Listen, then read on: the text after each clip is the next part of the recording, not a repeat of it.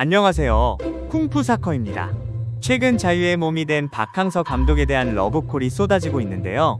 베트남 국민들은 그 모습을 보면서 박항서 감독을 매우 그리워하고 있습니다.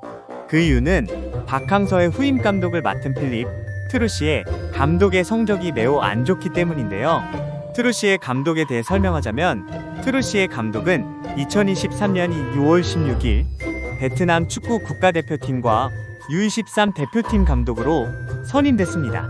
계약 기간은 2026년 7월까지로 2026 피파 월드컵 본선 진출까지 염두에 둔 계약인 것 같습니다. 현재 트루시의 감독의 성적은 매우 좋지 않습니다. 먼저 동남아시안 게임 4강전에서 인도네시아에게, 그것도 한 명이 퇴장한 상태에서도 밀려 2대3으로 역전패당하며 3회 연속 대회 금메달을 놓쳤습니다. 박항서 감독은 인도네시아에게 한 번도 져본 적이 없었기 때문에 많은 베트남 국민들이 충격에 빠졌는데요. 이러한 부진한 성적은 끝나지 않았습니다. 베트남 U23이 출전한 카타르 도하컵에서도 3전 전패라는 부진한 성적을 냈습니다. 이 결과로 베트남 U23은 2023년 도하컵 10등, 즉 홀등으로 마무리하였습니다. 2023년 6월부터 9월까지 있던 A매치에서 홍콩, 시리아, 팔레스타인을 연달아 잡아내며 기분 좋은 연승을 이어가나 싶었지만 9월부터 한 수 위인 중국, 우즈벡에 연속으로 0대2로 패한 이후 10월 17일 한국과의 친선 경기에서는 무려 0대6 참패를 당했었습니다. 이렇게 부진이 계속되자 베트남 국민들의 트루시의 감독에 대한 여론이 점점 부정적으로 흘러가고 있으며 전임 감독인 박항서가 그립다는 여론이 많아지고 있습니다. 베트남 국가대표의 부진을 베트남 언론사에서 다양한 의견이 쏟아지고 있는데요.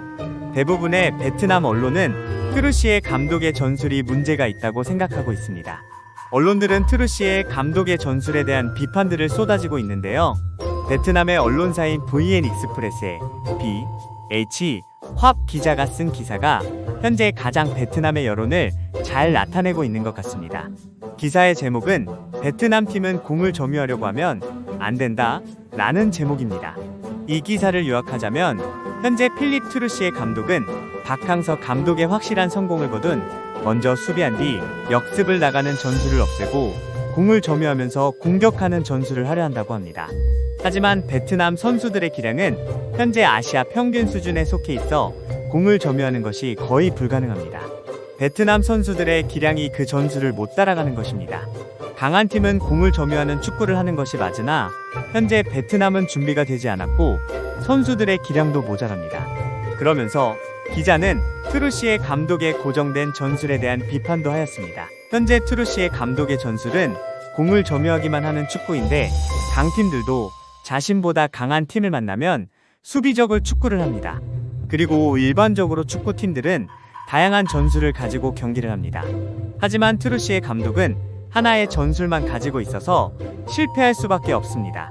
베트남 선수들의 기량은 아시아 평균 수준에 속하기 때문에 선 수비 후 역습 전술이 가장 어울립니다.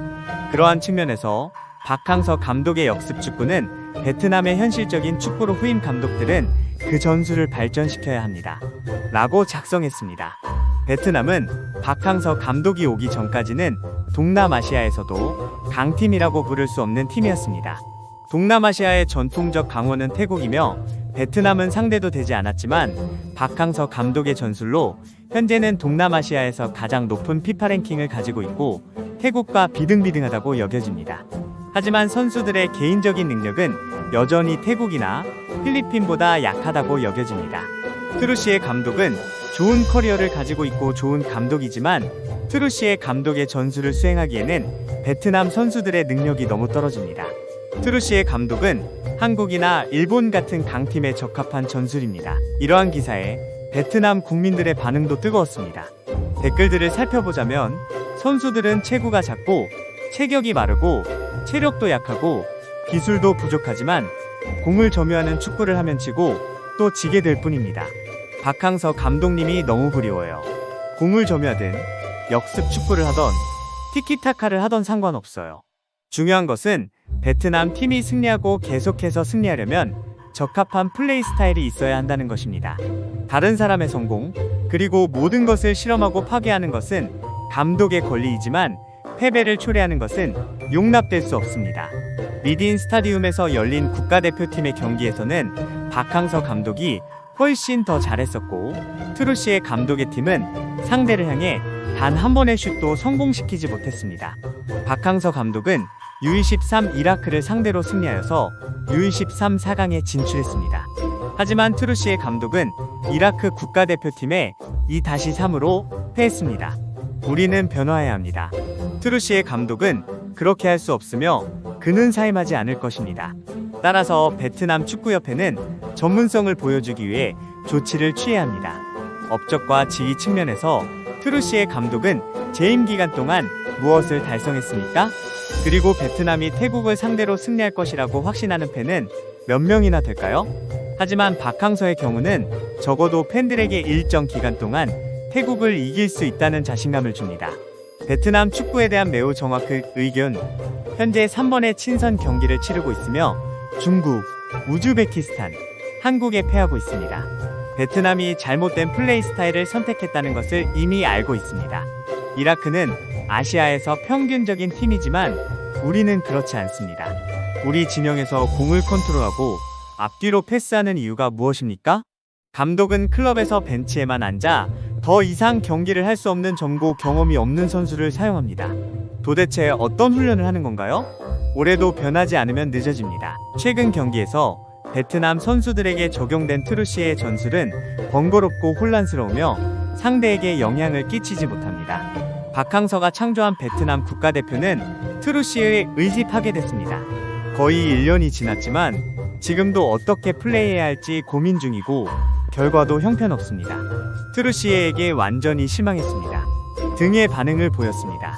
베트남 국민들이 트루시의 감독을 비판하고 박항서 감독을 정말 그리워하는 것을 알 수 있었네요.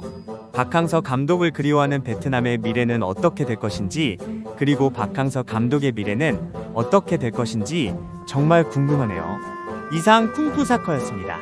시청해주셔서 감사합니다.